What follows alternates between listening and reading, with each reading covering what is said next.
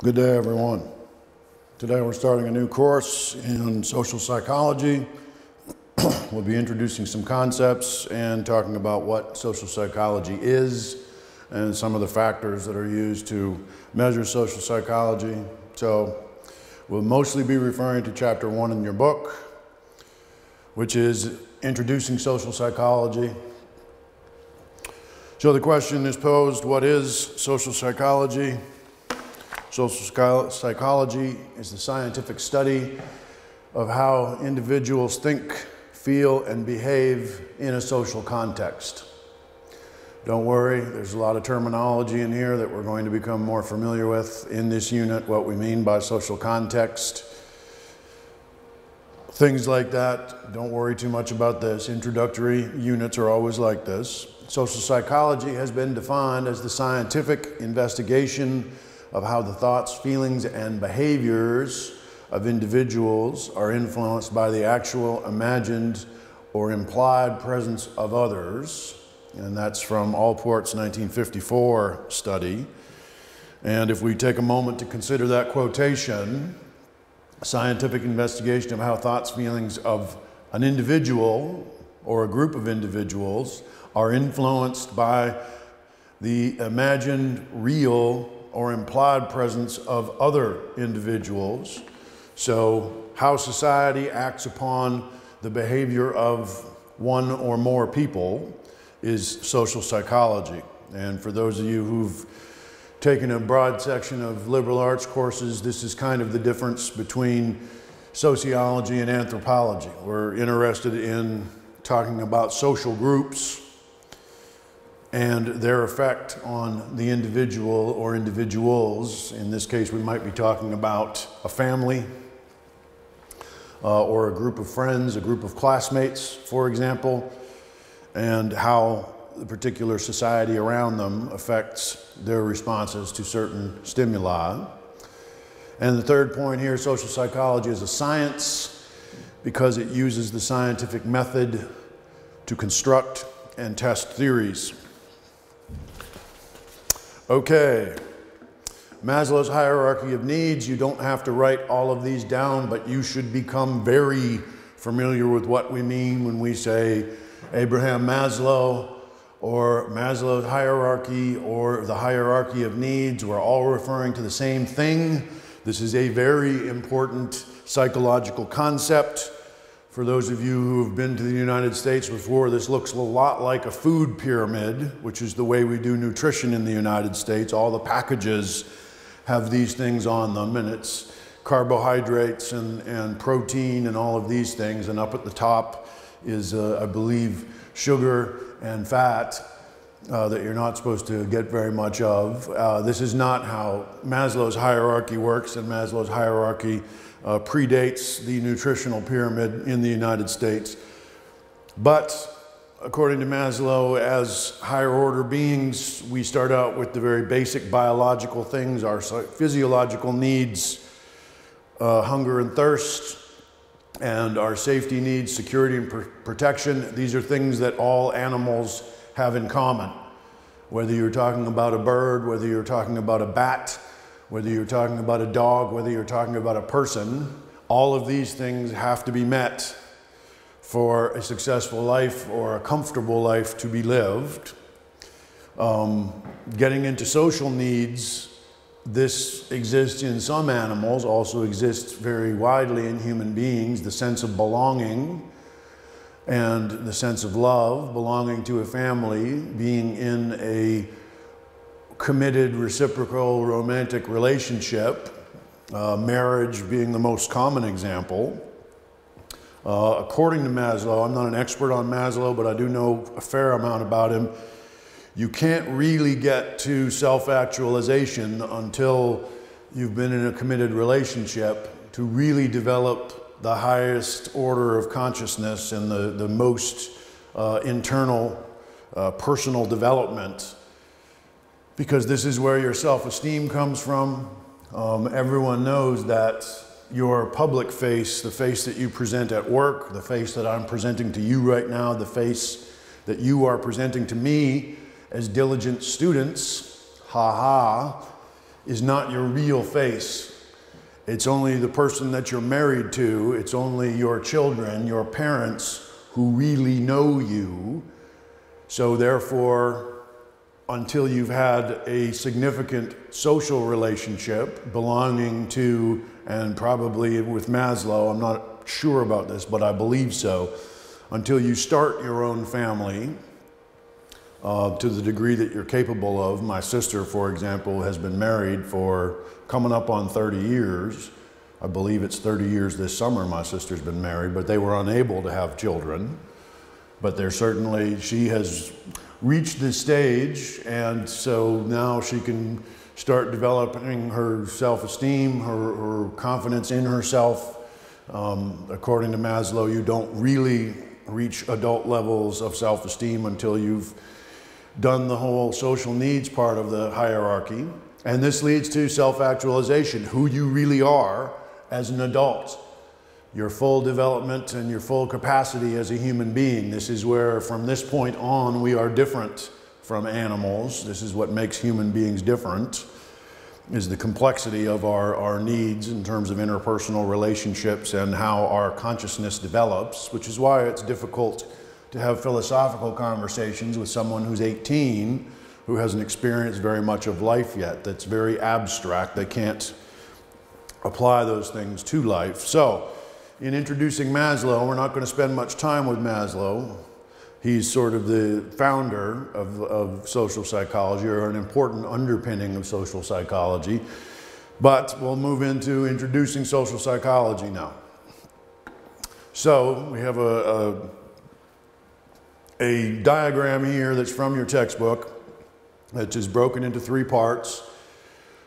So social psychology is a scientific study of social thinking, and we can all read what's written there, how we perceive ourselves and others, what we believe, judgments we make, and our attitude. So this is us in regards to ourselves and to others. This is our social thinking. Social influence. Social psychology is a scientific study of social influence, which is culture, pressures to conform, peer pressure, persuasion, and groups of people acting upon us. So this part of the picture is social psychology is others acting upon us, whether it's culture, whether it's peer pressure, whether it's, in this case, persuasion. Sales technique would be a form of persuasion. Someone trying to convince you to go to the employee whatever party this weekend, so-and-so's party this weekend. I don't want to go, but you're trying to convince me to go because it's better for my career. This is a form of persuasion. And how we act when we are in groups.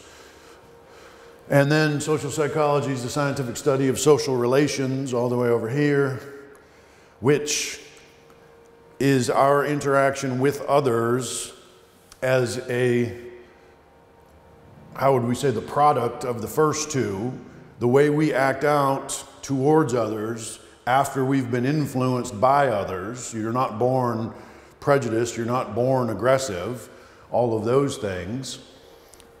And all of these will be developed in the coming slides. I think we have 6 slides on social thinking and 4 or 5 on social influence, and again, 4 or 5 on social relations. So we'll develop these ideas now. So social thinking, important thing to consider is attribution theory. This is the tendency to give a causal explanation to someone's behavior, often crediting either the situation or the person's disposition. And I'll explain that more in a moment. But the second point here, this is attribution theory. You attribute something. To say that, to attribute something is to say that that is the result of, and whatever you say it's the result of. So I attribute everyone being sad to the fact that it's raining today, or it was raining earlier, but it's not nice weather today. So that's attribution theory, saying when the weather's bad, people don't seem as happy. Fundamental attribution error is the tendency for observers when analyzing another's behavior to underestimate the impact of the situation and to overestimate the impact of personal disposition. So what is being said here is when I think about why people do things, I underestimate the impact of the situation at the moment, and I overestimate their personality, their own personal beliefs, as explaining their behavior. And we'll see an example of that in a moment. And attitude in regards to attribution theory, belief and feeling that predisposes one to respond in a particular way to objects, people, and events. The example I would give to you is I have a very good friend who I used to work with and I still see socially quite often. And he interprets every social situation as if it were him. He is fundamentally incapable of imagining himself as the other person. So anyone's behavior, if someone gets upset, if someone reacts happily to a situation, he completely interprets that person's actions based on, I would be happy in this situation if X, Y, and Z. And that's the only way that he can see the world. So I will tell him, oh, well, so-and-so, for example, I told him that a friend of mine's wife is very attractive, and he responded, well, that means you must want to sleep with her. And that's because that would be his approach. If he found a woman attractive, he would want to engage in an intimate relationship with her. I just found the woman to be aesthetically pleasing, nice to look at. She's married. I don't consider her a candidate for anything more than that. And I was complimenting my friend, someone I work with, that he has a very nice looking wife. Nothing more, nothing less. But my friend was unable to interpret that, my statement, as meaning anything more than I had an agenda of trying to get this woman to cheat on her husband, which was certainly not the case. But as I said, this is a good example of an attribution error, and definitely attribution theory, where he's unable to imagine how and why someone else would do something other than the way he would do it. Here's another example. Again, continuing with social thinking, how we explain someone's behavior affects how we react to it. So negative behavior of the other driver here, as we can see, there's a red car. He's driving in the middle of the road, and this is you, or this is our subject. Situational attribution. Maybe that driver is ill. The tolerant reaction proceeds cautiously, allows driver a wide berth. Okay, maybe that driver is ill, just as common here in Albania and many countries. Maybe that driver is drunk. Here in Albania, they usually have signs on the car, but it also could be a beginning driver, a learning driver. It could also be someone who's talking on their phone while they're driving, or trying to text while they're driving. We've all seen these things. The tolerant reaction here then would be stay away from that driver because you could get in an accident with him or her. This is a dispositional attribution, says this guy's crazy, I need to teach him a lesson. And we have the unfavorable reaction, which is to speed up and race past the other driver and give him a dirty look, honk horn. It's not a terrible idea to get away from that driver, so speeding up and going past him is not a terrible idea. I'm a fairly good driver myself. If someone is a bad driver, it's a good idea to get away from them, either by slowing down or speeding up, as long as you can do it safely. So, continuing with social thinking, a couple more slides with this. Our behavior is affected by our inner attitudes as well as external social influences. So what we believe interacts with what's going on around us, and this working together creates our behavior, and that may be a single response to a situation. It may be an ongoing period of, say, mood or reaction if you don't like working somewhere. I have a bad attitude about working at this place, and the people at work are generally not too happy with you either. Your behavior might be, for example, depressed. It could be aggressive. It could be many things, but it will be a combination of how you feel about something interacting with the external stimuli or the external influences of your workplace that creates your behavior.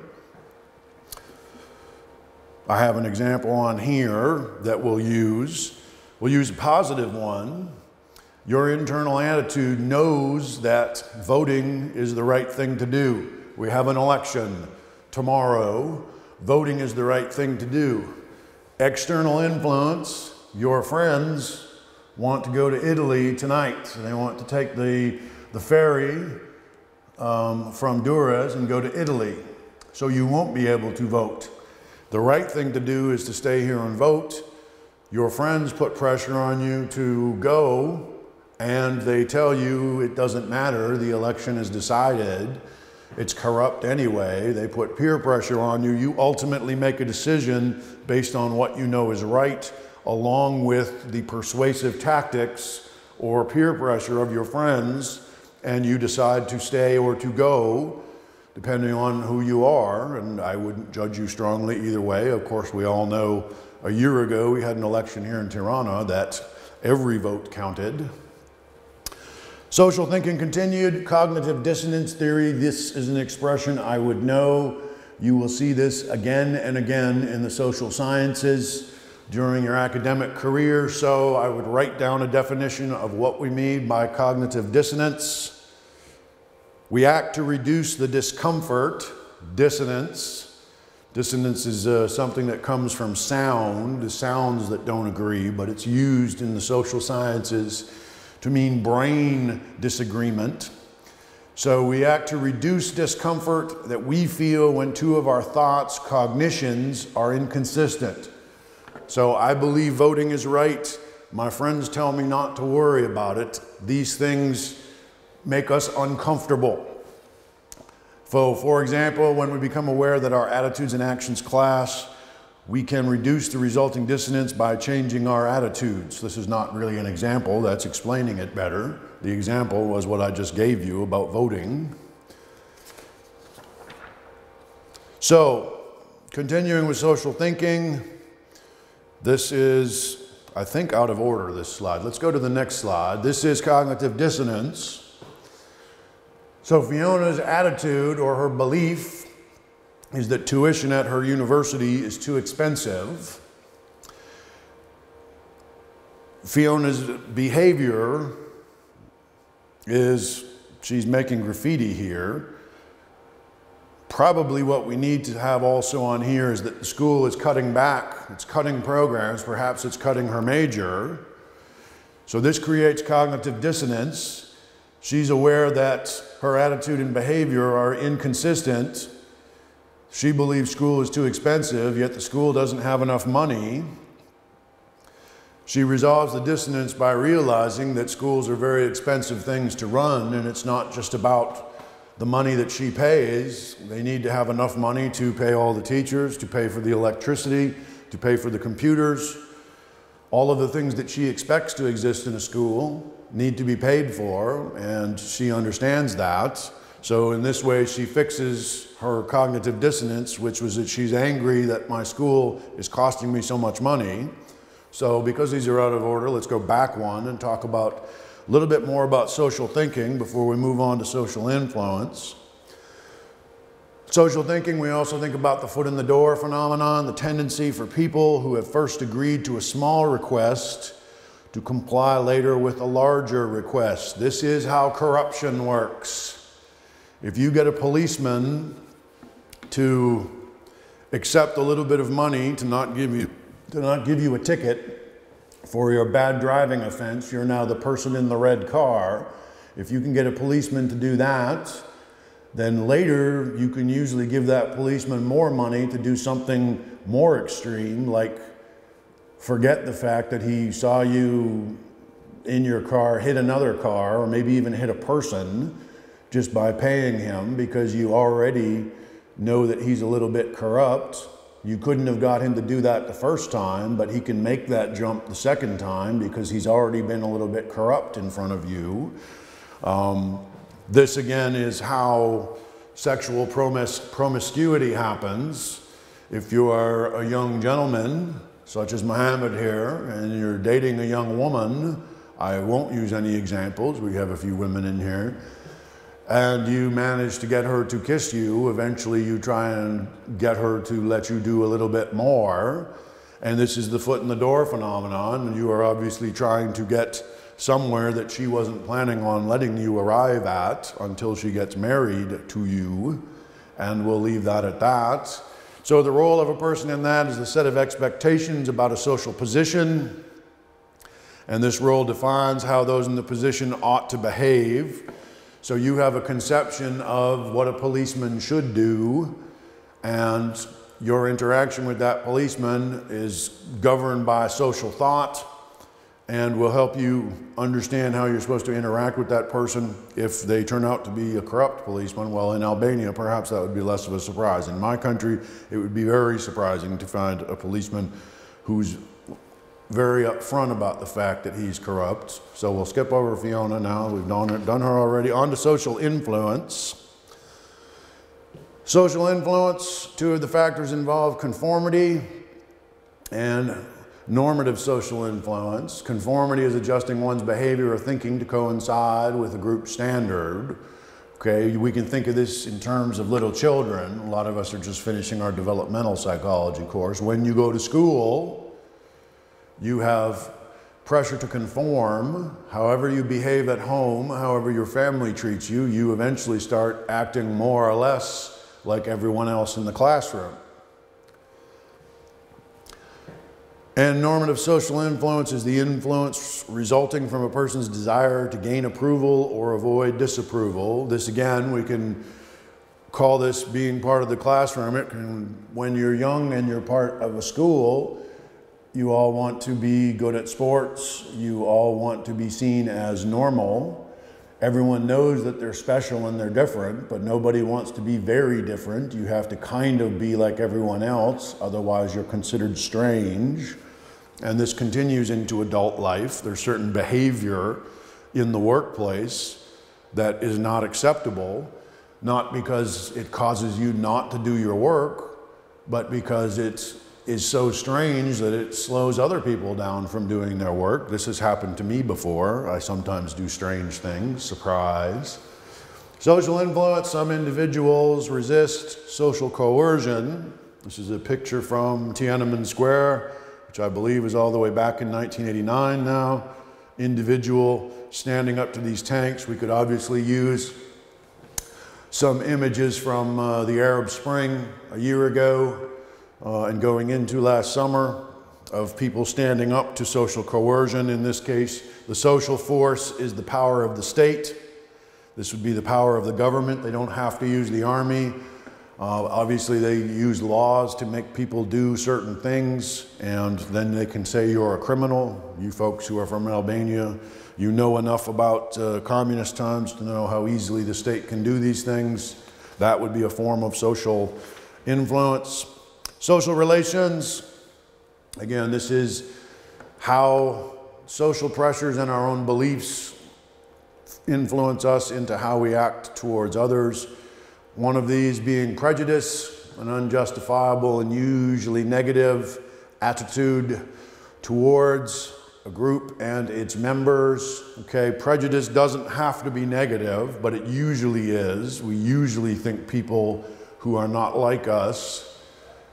We generally associate prejudice with hate, but it can also be something like thinking of black people, of African Americans, or people of the African diaspora as being great athletes or great dancers, and that would be a form of prejudice, because that's certainly not true of everyone who's African American or of the African diaspora. And that leads us into stereotypes, stereotype beliefs, negative feelings, and a predisposition towards discriminatory action. This is, again, saying something where you believe that one group is exactly this, and the example that we have in Albania is gypsies, or the Roma, which most of you barely even notice. I notice them because they're different from Albanians. Most of you have very negative beliefs about the gypsies who are around here, that they're all thieves or they're all bad. I don't have any problems with them, but then again, I wasn't raised around here. So, social relations, does perception change with race? What we have here is a picture of Queen Elizabeth, who's been made to look as if she were of African origin. It's obviously still recognizable as the Queen, but do we respect her as the Queen? I don't know that I respect anyone who's a queen. I don't think this is anyone famous. I think this is just an average black person. I could be wrong about that. I don't recognize that person. Maybe it's a soccer player. But do we believe someone is bad because they are, in this case, of African origin? Social relations, attractiveness, mere exposure effect, repeated exposure to novel stimuli increases liking of them. Conceptions of attractiveness vary by culture. We have three different cultures here, three very different cultures. Obviously, we have a European culture or Caucasian standard of beauty. We have an African one. I believe this is a man. I know it's a man. I think he's from Mali, that area. I've seen pictures of these people before. This particular person, I'm not sure where she's from. I don't recognize that particular costume. I want to say somewhere in Central Asia, possibly Tibet, but I'm not sure about that. As I said, I don't recognize the costume. It doesn't look Islamic to me, but then again, I'm not a Muslim, so I'm not sure. I believe that would look kind of Buddhist to me. Anyway, the idea of what constitutes physical beauty is different from culture to culture. And that's an important thing to remember. And this repeated exposure to new, novel here means new stimuli, increases the chances of liking folk. At first, black people, when you first see them, are very different, and then eventually you realize everyone has 10 fingers and 2 ears and eyes that are more or less in the same place.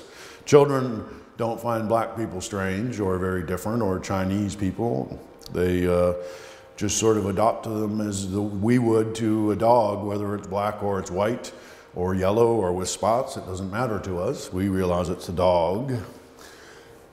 So social relations, all of these are fairly positive aspects of social relations. Equity, a condition in which people receive from a relationship in proportion to what they give to it. This obviously does not seem to describe a family relationship. Usually, those of you who are parents in here, I'm not sure, I think we have one or two, parents are not in an equitable relationship with their children. Parents are doing everything for their children, and their children are just taking them for granted. They love their parents, but they don't realize how hard their parents are working to take care of them. So we would say a good, healthy adult relationship between adults. In a romantic relationship, there should be an equitable partnership where people are putting in the same amount of effort and getting the same amount of both frustration and pleasure from the relationship. And that would also be true of friendship, and that would also be true of work relationships, people that you know at work. This also involves self-disclosure, revealing intimate aspects of oneself to others. Okay, you're never going to get very close to someone if you don't let them become close to you. You have to tell some secrets about yourself. And altruism, another positive social relationship, the unselfish regard for the welfare of others, helping people when there's no benefit to you. This is altruistic. All religions have some aspect of this. In Christianity, we refer to the Good Samaritan. Altruism is an admirable thing. Social relations then deals with social exchange theory, the theory that our social behavior is an exchange process, the aim of which is to maximize benefits and minimize costs. This sounds a little bit like business, but it does make sense. What we do in a social environment, what we do in interacting with others, is an exchange. It's a form of economy. When we're trying to get the most out of it and do the least. This makes sense. If all you really need is something that's no effort to me and there's some benefit that comes back, obviously this is a good deal.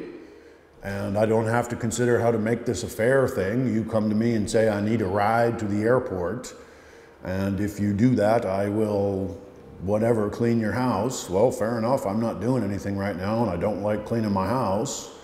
So sure, I'll take you to the airport, and I assume you're going to clean my house for me at some point. Superordinate goals. This is the goal of a large group. Shared goals that override differences among people and require their cooperation. This is a classic definition of a group project that you're doing at work. You have a shared goal, and you may not like the person beside you, but as long as you are both aware that we have a larger thing to move towards, then you should do just fine working with someone that you don't particularly like. So, some of the larger ideas in social psychology. Number one, we construct our social reality. So we are responsible for how we see the world. Our social institutions are powerful and sometimes perilous. Perilous is another word for dangerous. Okay, dangerous is a little bit more negative than perilous. I would say sometimes can be dangerous. We have to be aware of that, and we'll get into some examples of that in a moment. Our attitudes shape and are shaped by behavior. So our attitudes shape our behavior, and our attitudes are shaped by our behavior. And that's then what we call social thinking, the first part of today's lesson. The second part was the social influences. Social influences, other people, society in general. Social influences shape behavior, and dispositions shape behavior. And social relations, the way social influences act on us to dictate how we act towards others. Social behavior is also biological behavior. Feelings and actions towards people are sometimes negative and sometimes positive. This may seem self-evident, but not necessarily so. And all of that together is applying social psychology. Social psychology's principles are applicable to everyday life. All right, let's see what we mean by that. Social psychology's big ideas, and there's 5 of these coming up. Remember, this particular presentation refers to your own textbook, so take notes as you see fit. Our social institutions are often powerful, but sometimes perilous. Okay, perilous, as I said again, is almost interchangeable with dangerous. As we face the world from inside a social institution, we go through dual processing. There's conscious and deliberate processing, and there's unconscious and automatic. The way that I can think of how this applies to something is large institutions such as the military or religion, where we function as an individual, but we're also part of a greater whole. Social psychology's big ideas. Number 2, social influences shape our behavior.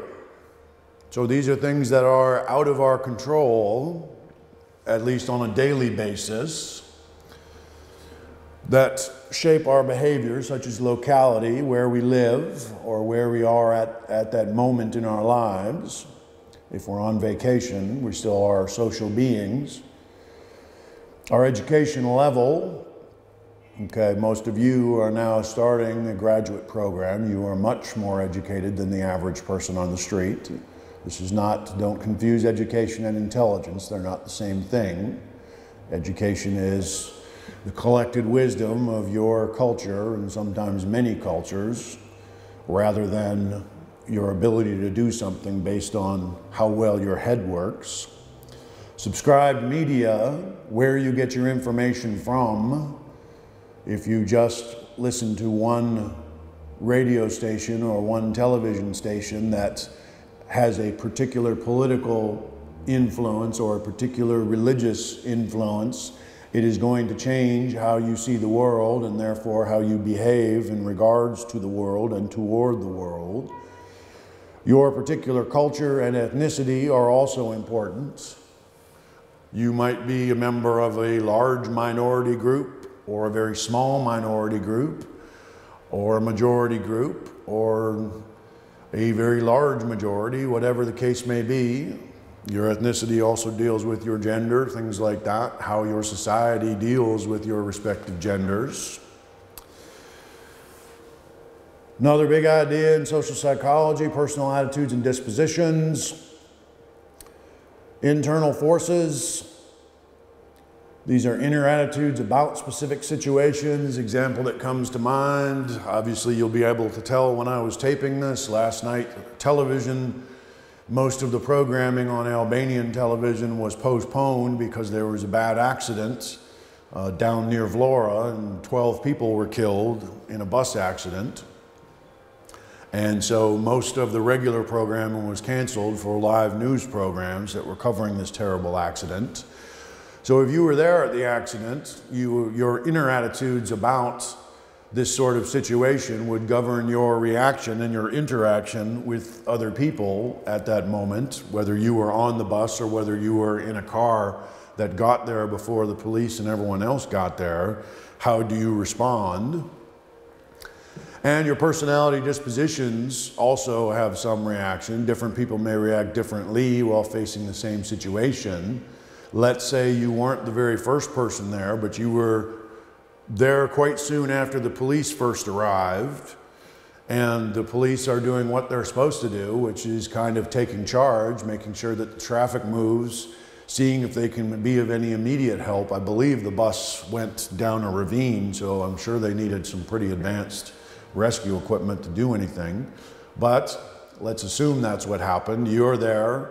There's only a couple of policemen there. They don't have an ambulance or anything. And they're asking you to help out, see what you can do. What should you do? It depends. Obviously, if you don't like police and you have problems with authority figures, your behavior is going to be different than someone who's always had very positive experience with police and has no problem with authority and following orders. Okay, this is not a judgment on either one of those people, but this is an acknowledgement that these are things that are going to cause different effects on their reaction to that particular situation. Big idea 3, social behavior is biologically rooted. Ooh, is there a gene for this? And I would say that there is, if you'll continue with me. Evolutionary psychology, natural selection predisposes our actions and reactions. So basically, if you think about this, if you think about Charles Darwin and evolutionary psychology, or evolutionary biology, excuse me, if you are a human being that tries to be completely independent and not use the help of any others, when a bad thing happens, like a drought or an ice age or a flood, you are much less likely to survive by being totally independent than is somebody who interacts well with others and is part of a society where you can rely on other people to help you, and you can help other people yourself, knowing that they will help you in the future. So we could assume that there is some process of natural selection involved that guarantees that people who work and play well with others will reproduce and continue, and the people who don't will tend to be eliminated over time. Whether that's completely true, we can sort of see it as a possible theory. And social neuroscience, we are biopsychosocial organisms. So this is true. We're biological beings, we're psychological beings, and we're social beings. All of these things create who we are. Continuing with the big ideas, social psychology's principles are applicable in everyday life. And this is how we get to know ourselves better. And there are implications for human health, the choices we make, and the effect of those choices on ourselves and others, such as overeating or not eating healthy, such as smoking, such as the effect of smoke on others. secondhand smoke, we call that now. The implications for judicial procedures. How do we judge someone as a criminal if, for example, in the United States, this is implicitly applying to the United States, how do we judge someone as a criminal when there are mandatory sentences? I was reading a story yesterday about a law in Florida where if you commit a felony and you have a gun, whether you use it or not, you have to go to jail for 10 years. If you fire the gun, whether someone gets hurt or not, you have to go to jail for 20 years. And if someone does get hurt, it's 25 to life. Whatever the crime was, and whatever your criminal record was prior to that crime. So in the case that I was reading about, it was a woman who was defending herself from an implied threat by her ex-husband, and she fired a warning shot to get her ex-husband to leave her alone so she could get the rest of her stuff and finish moving out. And she ended up being sent to jail for 20 years as a result of that, a woman with no criminal record. And the principles of social psychology influence behavior, as we've seen throughout the presentation today. Social psychology and human values, obvious ways values enter psychology. So values, things that we think of as good or bad, enter psychology. Things we pass judgment on as a value. And this is through the research topics of psychology. We eventually place a value on things. Through the types of people who are studied in psychology and who themselves practice psychology, values come into psychology. And through the object of socio-psychological analysis in psychology, such as how values form, why they change, and how they influence attitudes and actions. Obvious example, there was a time in recent history, and I realize when I say recent history, most of you are thinking in the last 20 years. History is the last thousands and thousands of years, about 5,000 years we usually refer to as history. So it was only a couple hundred years ago that slavery was considered more or less normal. If you go back to 1812, we're in 2012 right now, if we go back to 1812, slavery was very common all over the world. And so that value judged slavery as being okay, at least in some situations. Why did those values change? And how were the changes influenced? How did they influence attitudes and actions of people on slavery subsequently? This being an obvious example of a major value that has changed, because a lot of people who owned slaves were very religious. And I might add, slavery was also common in the Islamic world.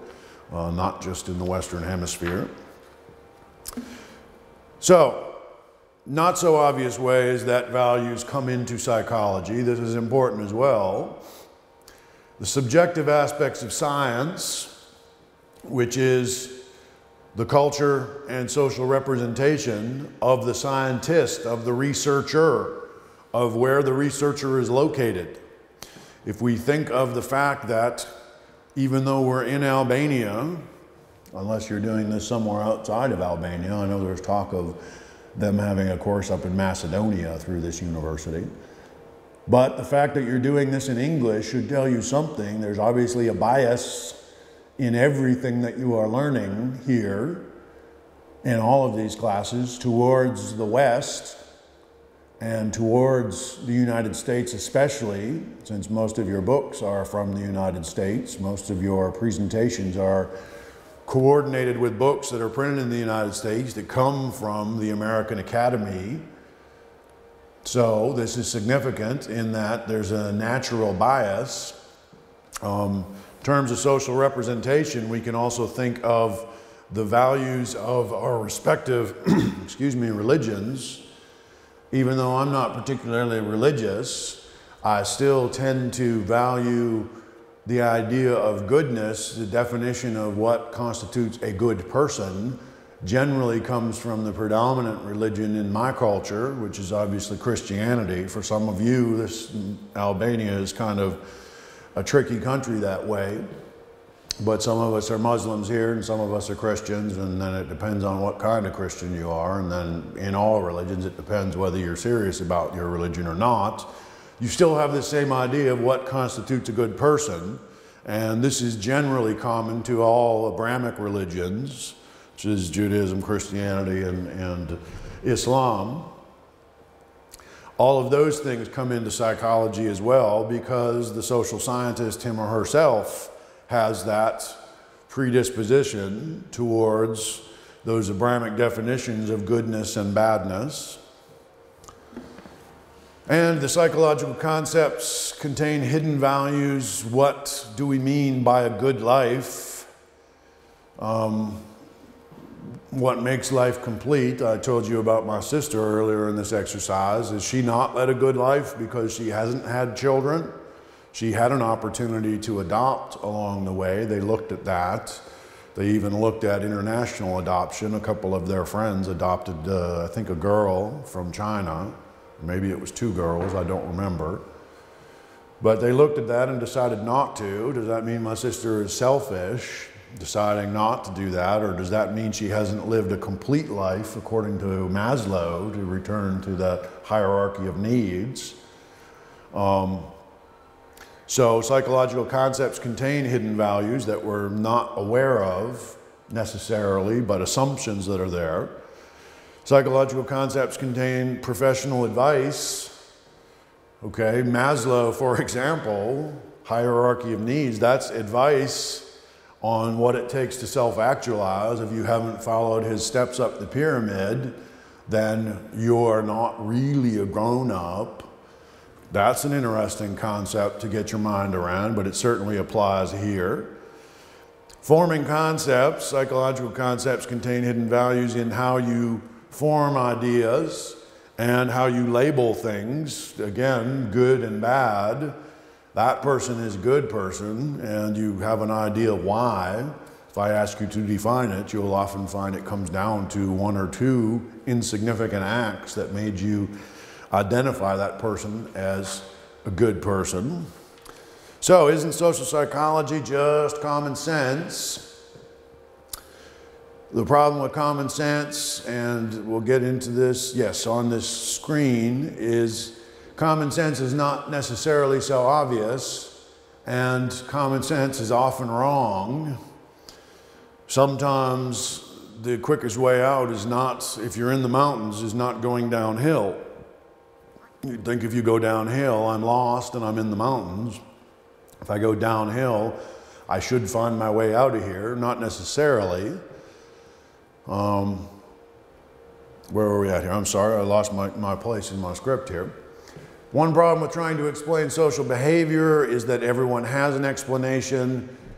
This explanation always comes into play after we know the facts. So, for example, the other night, I was watching the UEFA championship game, and most people, I'm making a generalization here, this is not fair. You will meet many people who will tell you after the game, I knew that Chelsea was going to win, and here's why. All right, this is very normal. This is a psychological phenomenon. None of those people would have said that with a great degree of confidence before the game, but they all can say it afterwards.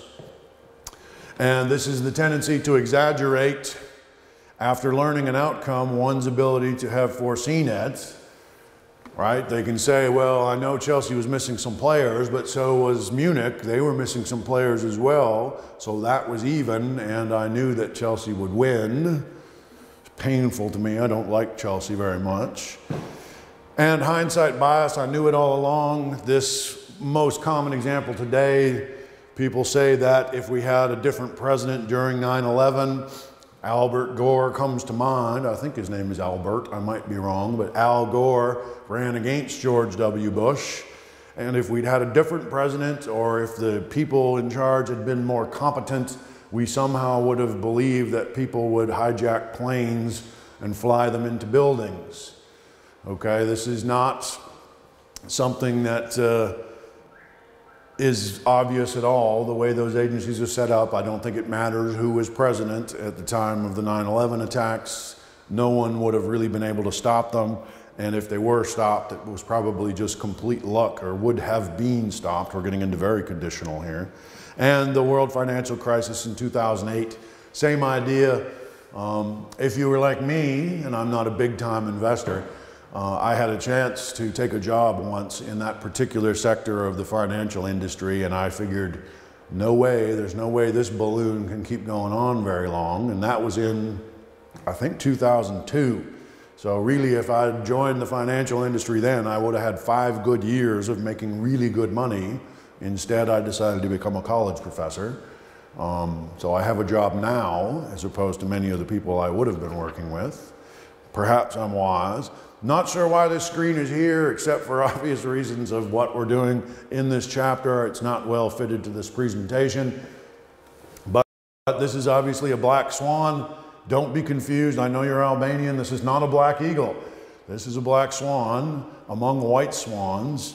I don't think we're talking about racism here. We're talking about people who don't fit in, and our collective idea that because someone doesn't fit in, there must be something wrong with them. And I think we need to all understand that that is not the case.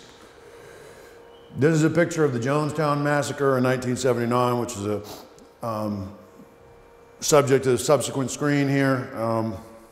It's mentioned briefly in your book, Jonestown Massacre.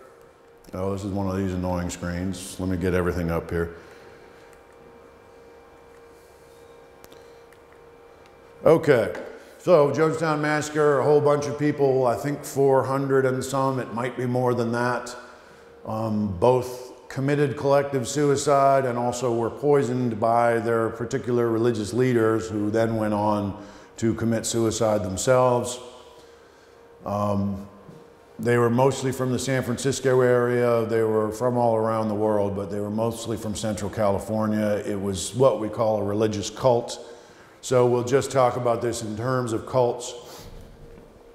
Cult leader, Reverend Jones, attracted people who had self-destructive tendencies. That's a possibility as a reason for the massacre. They call it a massacre. It was a massacre and collective suicide, but this is the shorthand for what it's called. Only people who are weak and easily led join cults.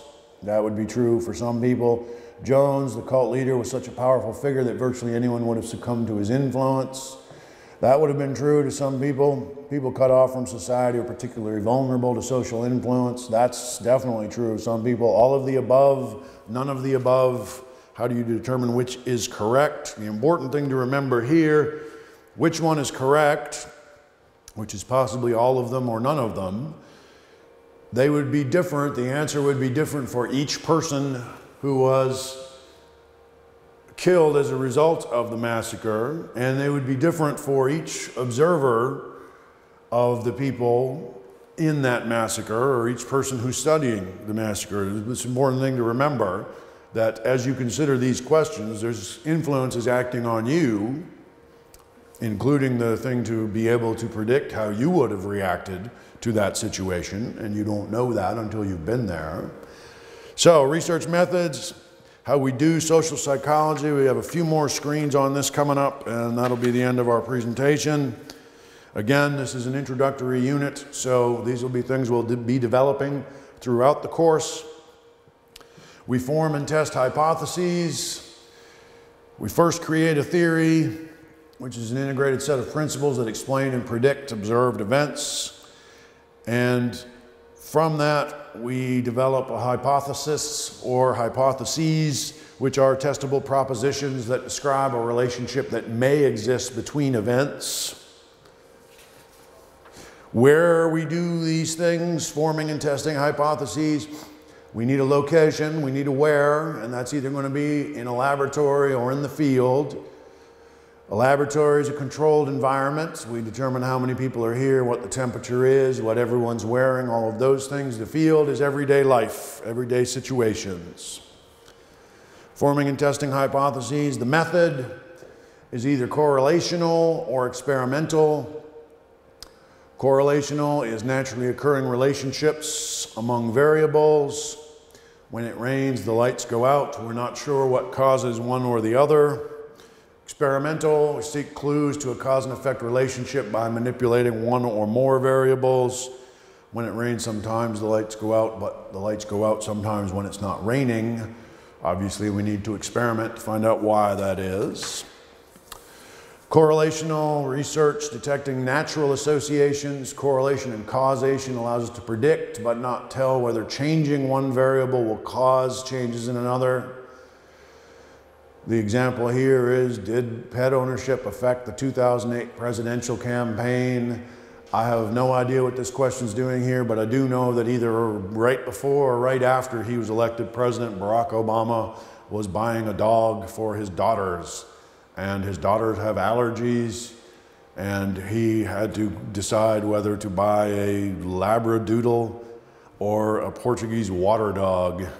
I don't know why I remember these things. Maybe that happened before the presidential election. I know it happened somewhere in there. That's the only reason I can think this question is here. I don't remember what kind of dog he bought. I believe it was a Portuguese water dog. A Labradoodle is a crossbreed between a Labrador and a Poodle. Neither one of them shed hair, so they're a lot easier on people who are allergic to animals. Learned something today. Correlational research detecting natural associations. We do this through surveys. Surveys can be a random sample versus an unrepresentative sample. Random sample should be a cross-section of a population. Unrepresentative sample would be, for example, just male students at this school. It's not representative of our total population. The order you put the questions in, you can control or you can influence how people respond to a multiple choice questionnaire just by the order you put the questions in. You can also influence a public opinion poll or something like that by the response options. Is this a yes or no question? Is it a shades of gray, strongly agree, all the way over to strongly disagree? That's going to influence the response of, or the results of an opinion poll or a research question. And the wording of questions, do you frame them positively or negatively in terms of the wording to make it sound like the same answer is a good thing or a bad thing? And finishing up today, experimental research, searching for cause and effect. We have a control that manipulates variables. You are the controlling person as the experimenter.